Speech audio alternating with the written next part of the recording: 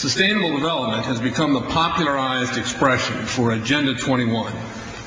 Agenda 21 is the 1992 United Nations Rio Declaration on the Environment and Development. It is the agenda for the 21st century you're living in today. For a brave new world where everything that you cherished and held true will no longer exist. Agenda 21 defines itself as the comprehensive plan of action to be taken globally, nationally, and locally by organizations of the United Nations systems. It also elevates nature above man. And it contains something called the precautionary principle, where basically you're guilty until you're proven innocent. Sustainable development is the philosophy designed to bring human beings across the globe under the full control of a narrow human elite.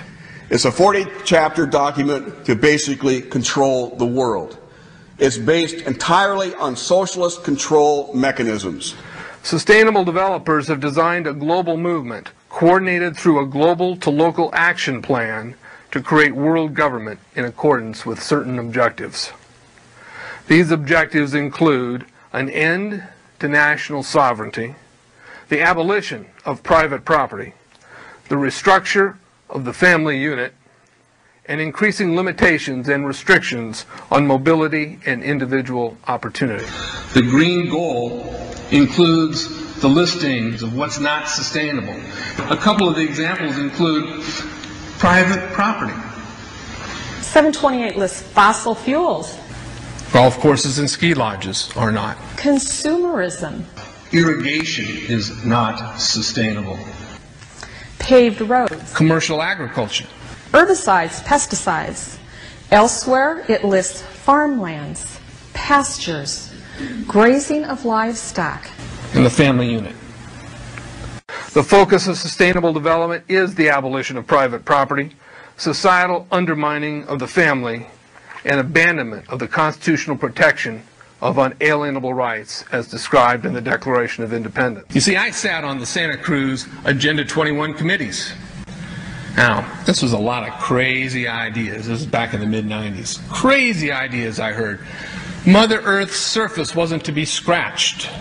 Human beings were to be concentrated into human settlement zones. Educational systems were to focus on the environment as the central organizing principle. All aspects of life were covered. Well, I went to these committees at the request of some people who told me that I needed to understand what was going on, and I came back and I said, this is craziness. This is so silly. It has no chance of having any effect on our society. Well, I was wrong. The United States government's support for sustainable development, Agenda 21, is very clear. In 1992, while the Rio Conference was going on, George Bush, then president, was there, where he executed the Agenda 21 protocols on behalf of the United States and brought it back to Washington, D.C. Within a year, Bill Clinton, by executive order, no congressional review, established the President's Council for Sustainable Development. In Santa Cruz, we've got a 2-lane freeway system. We need 4.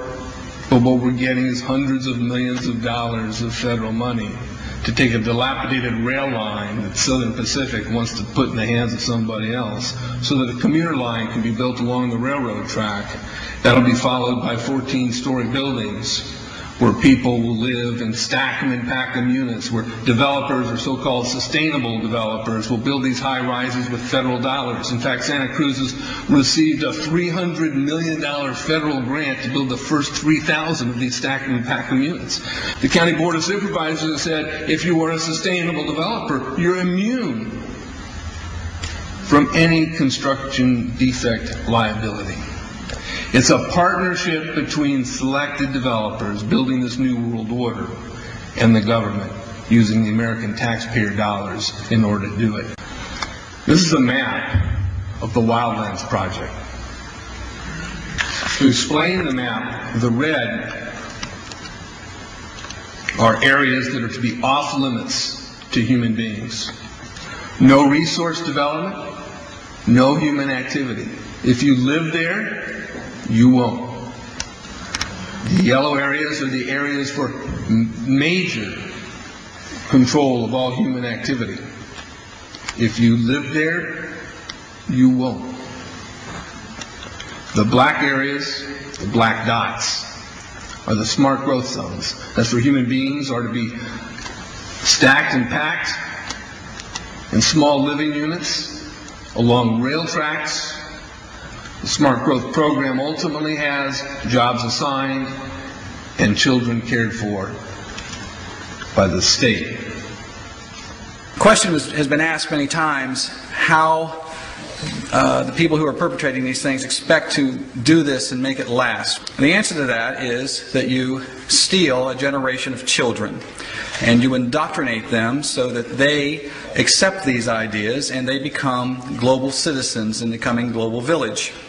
UNESCO came out and declared 2005 to 2015 the decade of education for sustainable development.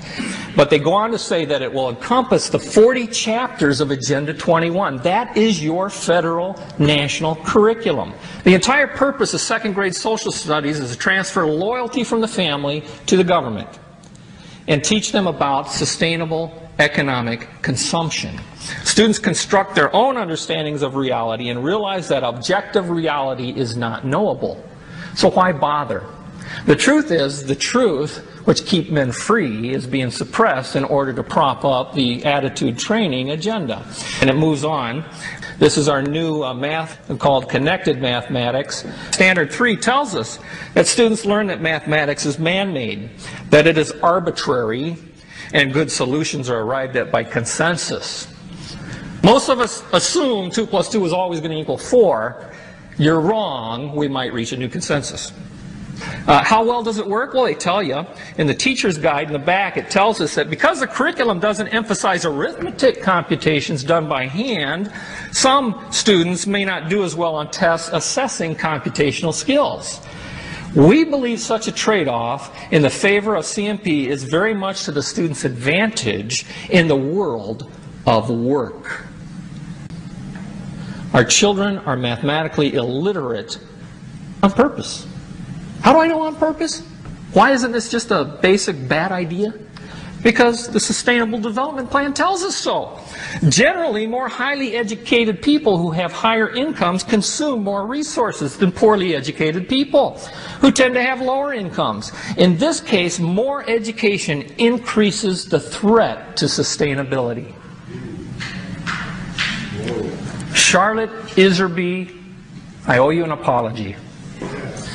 I did not believe for the longest time it was a deliberate dumbing down. I thought the dumbing down was a natural consequence of a bad idea. Folks, it's deliberate. It's deliberate. The sustainable globalist goal is the orchestration of a planned fall of American principles, values, and lifestyles. The effect on the average American will be devastating. With modernizing technology, the ordinary person will live without independence, privacy, or substantive rights.